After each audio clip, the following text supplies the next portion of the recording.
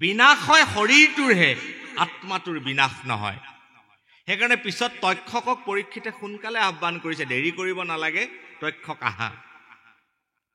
পৰীক্ষিতে যি তক্ষকৰ দংশনৰ কাৰণে অস্থিৰ হৈছিল, ভয় খাইছিল, সেই তক্ষকক পৰীক্ষিতে সোনকালে আহ্বান কৰিছে। দুটা শব্দ আছে, এটা হ'ল মৃত্যু আৰু আনটো হ'ল অমৃত।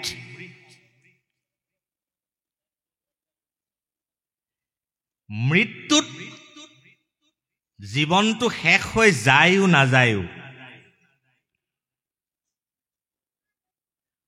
মৃত্যুত দেহটোৰ শেষ হৈ যায়, কিন্তু মৃত্যুত আত্মাটোৰ অৱসান নহয়। মৃত্যুক অমৃতলৈ ৰূপান্তৰ কৰাৰ যিটো প্ৰক্ৰিয়া, আমাৰ যে উপনিষদৰ এটা শ্লোক আছে, আমি সকলোৱে জানো যে মৃত্যু মা অমৃতংগময়। আমি মৃত্যুৰ পৰা অমৃতৰ ফালে যাব লাগে। এতিয়া মৃত্যুৰ পৰা মানুহ কেনেকৈ অমৃতৰ ফালে যাব? অমৃতৰ ফালে যাবলৈ হলে অমৃতৰ পথটো মানুহে চিনি পাব লাগিব। এতিয়া ভাগৱতে সিদ্ধান্ত দিছে যে কলিযুগৰ মানুহৰ কাৰণে, কলিকৃত দুখত জৰ্জৰিত মানুহৰ কাৰণে অমৃতৰ পথটো হ'ল ভগৱন্ত কৃষ্ণৰ গুণনাম শ্ৰৱণ আৰু কীৰ্তন। কেৱল কৃষ্ণত শৰণ, কেৱল কৃষ্ণৰ গুণনাম শ্ৰৱণ কীৰ্তন, কেৱল কৃষ্ণত বিশ্বাস, এইটোৱে হ'ল কলিযুগৰ মানুহক অমৃতৰ ফালে যোৱাৰ মাধ্যম বা উপায়। তাকেই ভাগৱতে সুন্দৰভাৱে নিৰ্ণয় কৰি দিছে। পৰীক্ষিতে ভাগৱত শুনি এই উপলব্ধিটো কৰিছিল যে মই এটা আত্মা, মই পৰীক্ষিত নহয়। আমাৰ পৰিচয়বিলাক চাবচোন, আমাৰ পৰিচয়বিলাক কেতিয়াবা জাতত, কেতিয়াবা বৰ্ণত, কেতিয়াবা সম্প্ৰদায়ত। আমাৰ ভাৰতবৰ্ষত আমাৰ পৰিচয়ৰ 4খন আশ্ৰম আছে। আপোনালোকে জানে, গাহস্থ নহয়, বানপ্ৰস্থ, ব্ৰহ্মচৰ্য, 4 আশ্ৰম আছে। মহাপুৰুষ মাধৱদেৱে নামঘোষাত খুব ধুনীয়াকৈ কৈছে, নহো জানা আমি 4 জাতি, ব্ৰাহ্মণ, ক্ষত্ৰিয়, ক্ষুদ্ৰ, বৈশ্য, 4টা বৰ্ণ, 4খন আশ্ৰম, বানপ্ৰস্থ, গাহস্থ, সন্ন্যাস, ব্ৰহ্মচৰ্য, 4 আশ্ৰম।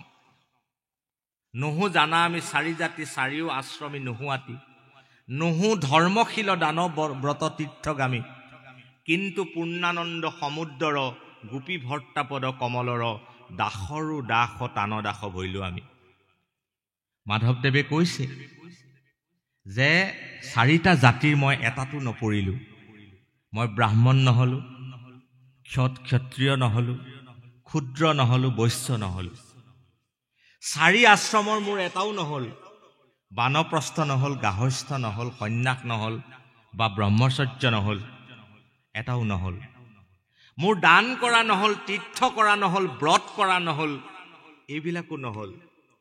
এইবোৰ নোহোৱাৰ পিছতো কিন্তু মোৰ এটা কাম হৈছে, কোনটো হ'ল? কিন্তু পূৰ্ণানন্দ সমুদ্ৰৰ, গোপী ভৰ্তাপদ কমলৰ, দাসৰো দাস তান দাস ভৈলো আমি।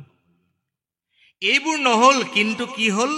পূৰ্ণানন্দ, পূৰ্ণ আনন্দৰ যিজন গৰাকী, যাক ভগৱান কৃষ্ণকে আনন্দৰ স্বামী বুলি কয়, তেওঁৱে আনন্দৰ মালিক, আনন্দৰ গৰাকী, তেওঁক সেইকাৰণে আনন্দৰ সাগৰ বুলি কয়। সদানন্দ, চিদানন্দ, সচ্চিদানন্দ নহয়, আনন্দই আনন্দ।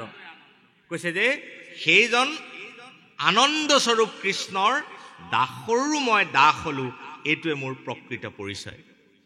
ঈশ্বৰৰ দাস আমাৰ আচল পৰিচয়। সেই পৰিচয়টো পৰীক্ষিতে ভাগৱত কথা শ্ৰৱণৰ যোগেদি পৰীক্ষিতে লাভ কৰিছিলে। অকমান আগবাঢ়। ইহাক নজানি আন কৰ্ম কৰি মৰু, কৈও কৃষ্ণ কথা সুত সুখে যে নতৰু। ইহাতে সে আমাৰ মিলিল মহাৰঙ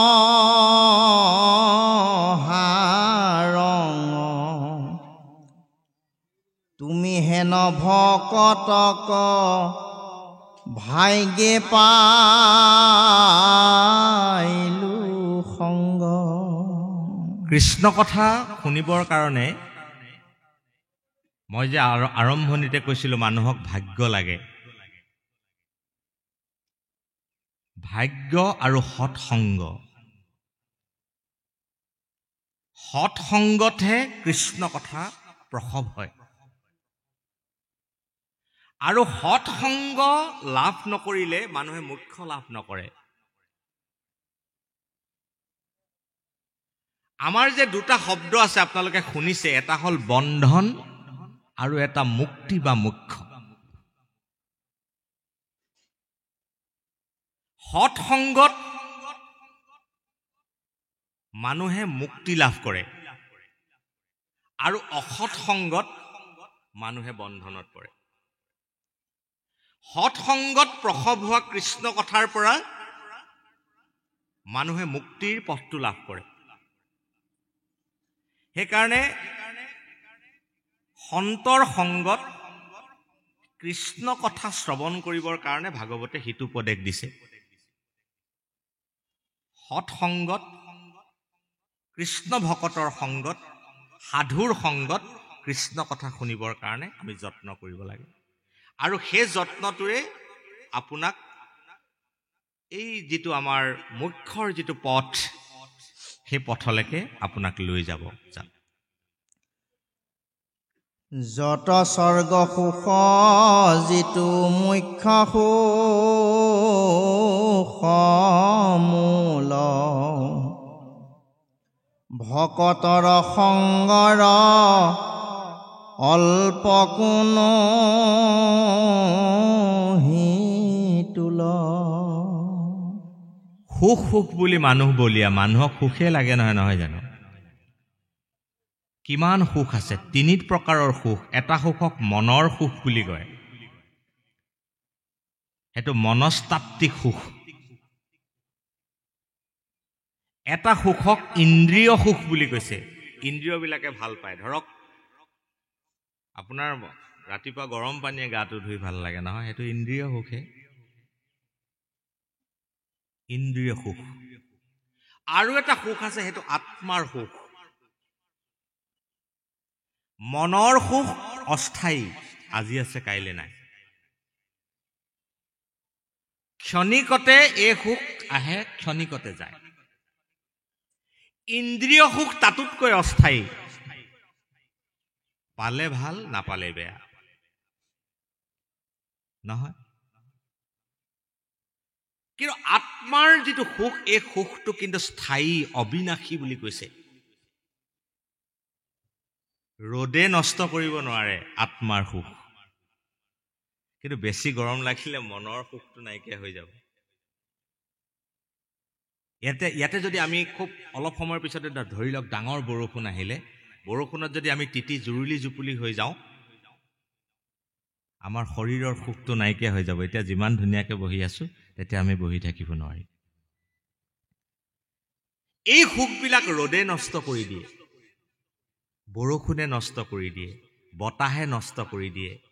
তাৰ মানে কি, এই বাহিৰৰ প্ৰকৃতিয়ে, বাহিৰৰ জগতৰ বস্তুবিলাকে এই সুখখিনি নষ্ট কৰি দিব পাৰে। কিন্তু আত্মাত যি সুখ থাকে, আত্মাত যি সুখ সৃষ্টি হয়, এই সুখ কিন্তু অবিনাশী। এই সুখ যি পায়, তাক আৰু বেলেগ সুখৰ প্ৰয়োজন নাই। গতিকে সেইকাৰণে আত্মা সুখৰ সন্ধানী হ'বলৈ, আত্মা সুখৰ প্ৰতি আকুল হ'বলৈ ভাগৱতে আমাক আহ্বান জনাইছে। আমি সেই সুখৰ প্ৰতিহে উৎসুক হ'ব লাগে। সেই সুখ কেনেকৈ আমি লাভ কৰিব পাৰোঁ? আৰু ভাগৱতে কৈছে কি, যে হৰি ভকতৰ সংগত কৃষ্ণ কথা শুনি আমি সেই সুখৰ অধিকাৰী হ'ব পাৰোঁ। আৰু সেই সুখ যি পাব, তেওঁক আৰু বেলেগ সুখে তেওঁক তলাব নোৱাৰে। সেই সুখত যিজন থাকে, তেওঁক বৈষয়িক সুখে তেওঁক বিনষ্ট কৰিব নোৱাৰে। আমাৰ দৰে সাংসাৰিক মানুহবিলাকক বিষয়ৰ সুখে আমাক কি কৰি আছে? বিষয়ৰ সুখে আমাক বিচলিত কৰি আছে।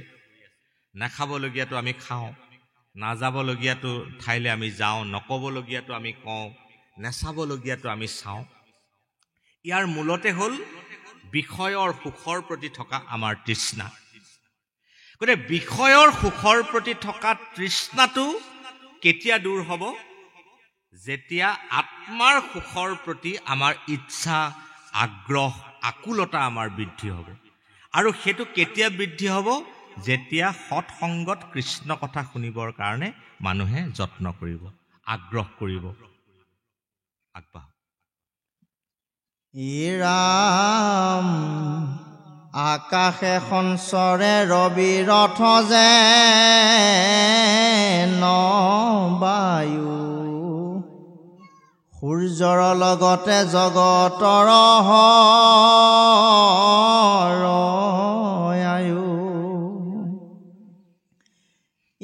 ৰামে ক্ষণ মাত্ৰ যিটো শুনৈ কৃষ্ণ কথা,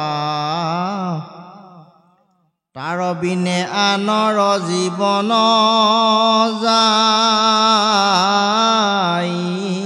বৃথা।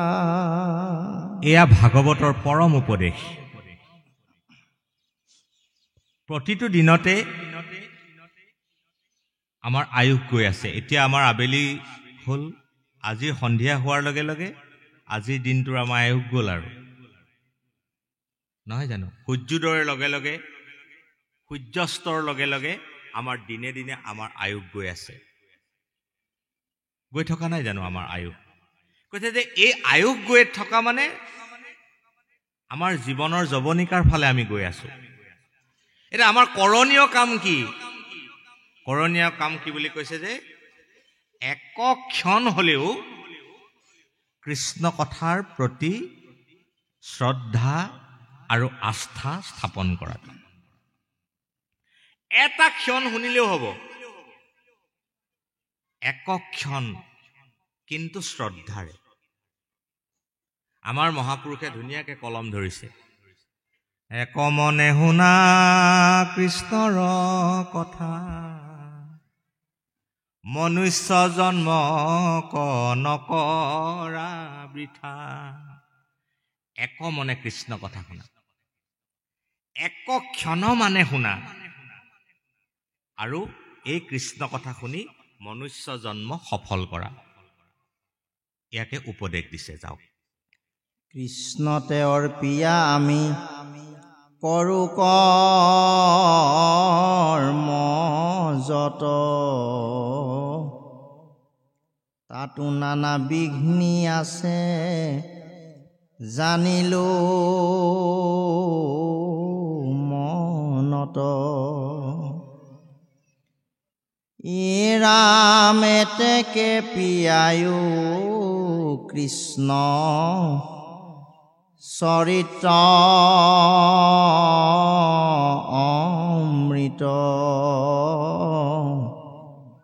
শ্ৰৱণ মাত্ৰকে যেন হওঁ কৃত্য। কৃষ্ণ কথা খোৱাৰ কিন্তু এটা পদ্ধতি আছে।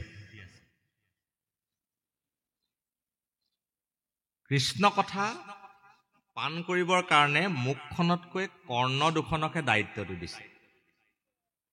কৃষ্ণ কথা কোনে পান কৰিবলৈ কৈছে? কৰ্ণে পান কৰিবলৈ কৈছে, কাণেৰে সৈতে। আৰু কৃষ্ণ কথাক অমৃত বুলি কৈছে। অমৃত কিন্তু সকলোৱে খাব নোৱাৰে। আপোনালোকে জানে যে অমৃত মন্থনৰ কাহিনীটো আপোনালোকে জানে যে দেৱতা আৰু অসুৰসকলে অমৃত মন্থন কৰিছিলে একেলগে, নহয়? অমৃত মন্থনৰ পিছত, সমুদ্ৰ মন্থনৰ পিছত অমৃত ওলাল। অমৃত ওলোৱাৰ পিছতো কিন্তু অসুৰবিলাকে অমৃত খাব নোৱাৰিলে। অমৃত কোনে খালে? দেৱতাসকলে অমৃত খালে। অসুৰবিলাকে কিয় অমৃত খাব নোৱাৰিলে? অসুৰবিলাকৰ উদ্দেশ্য আৰু অসুৰবিলাকৰ দৃষ্টিটোত গণ্ডগোল আছিলে। আৰু দেৱতাসকলে কেলে অমৃত খাব পাৰিলে? দেৱতাসকলৰ উদ্দেশ্য আৰু দৃষ্টিভংগীটো সৎ আৰু শুদ্ধ আছিলে। অমৃত যেতিয়া বিলাবৰ সময় হ'ল, তেতিয়া অমৃত বিলাবলৈ কোন আহিলে? স্বয়ং ভগৱান কৃষ্ণ সুন্দৰীৰ ৰূপত, অন্য। অসুৰবিলাকে ভাবিলে যে কলহত যিহেতু অমৃত আছেই, আমি প্ৰথম মানে সুন্দৰীকে চাই লওঁ আৰু অমৃতটো পিছত খাম, বস্তু যিহেতু আছে ষ্টকত। অসুৰবিলাকৰ চকু পৰিল বিলনীয়াৰ ৰূপ আৰু যৌৱনত। আৰু দেৱতাসকলে ভাবিলে যে এতিয়া বিলনীয়ালে চাব নালাগে, পাত্ৰলে চাব নালাগে, চাব লাগে এতিয়া কেৱল আমাৰ অমৃতৰ কলহ, অমৃতলে। দেৱতাসকলৰ দৃষ্টি পৰিল অমৃতৰ কলহত আৰু অসুৰৰ দৃষ্টি পৰিল বিলনীয়াৰ ৰূপ আৰু যৌৱনত। তাৰ অৰ্থটো এনেকুৱা, এইখন সংসাৰত বিষয় বাসনাৰ প্ৰতি যাৰ কেৱল দৃষ্টি, তেওঁ কেতিয়াও আচল অমৃত পান কৰিব নোৱাৰে। যাৰ দৃষ্টি কেৱল কামত, ক্ৰোধত, লোভত, মোহত, সেইজনে কেতিয়াও অমৃত তত্ত্ব পাব নোৱাৰে। আৰু যাৰ দৃষ্টি বিষয়ৰ পৰা, বাসনাৰ পৰা, কামনাৰ পৰা আঁতৰি কৃষ্ণ, ভক্তি, প্ৰেম, ঈশ্বৰ এইবিলাকৰ ফালে যাৰ দৃষ্টি, সেইজনে এই সংসাৰত অমৃত তত্ত্ব পাব পাৰে। সংসাৰৰ অমৃত হ'ল কৃষ্ণ নাম। সেইকাৰণে নামামৃত বুলি কয়, নাম অমৃত। প্ৰকৃত গংগাজল নামহে, প্ৰকৃত অমৃত কৃষ্ণ নাম। গতিকে সেই কৃষ্ণ নাম পান কৰি আমাৰ জীৱন ধন্য কৰাৰ পথটো ভাগৱতে দেখুৱাইছে। কৈছে কি যে একক্ষণ হলেও কৃষ্ণ নাম আমি শ্ৰদ্ধাৰে সৈতে ল'ব লাগে, কৃষ্ণ নামৰ প্ৰতি বিশ্বাস স্থাপন কৰিব লাগে, হৰি ভকতৰ সংগত কৃষ্ণৰ গুণনাম শ্ৰৱণ কীৰ্তন কৰিব লাগে। তেতিয়া আমাৰ তৰণ নিশ্চিত হ'ব, মুক্তিপদ আমি লাভ কৰিবৰ কাৰণে সক্ষম হ'ম।